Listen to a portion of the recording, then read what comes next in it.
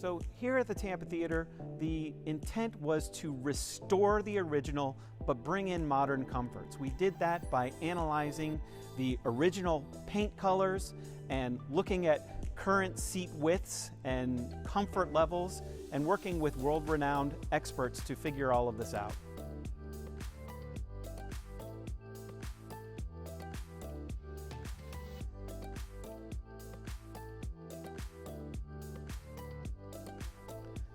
So everyone remembers the red, creaky seats that were velvet and a little uncomfortable. We have come in, we've placed wider seats, more cushion, and the original color that John Eberson specified.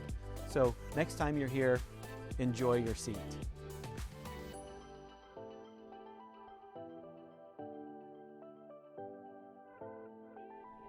We've just started working on a project codenamed T2.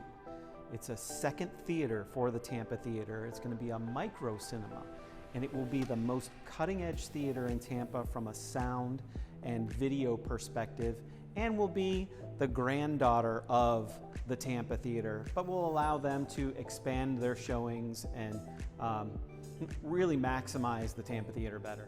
So the next time you're at Tampa Theatre, take a look at the details. We spent so much time figuring out what the original intent of the architect was, from the colors to the shadows.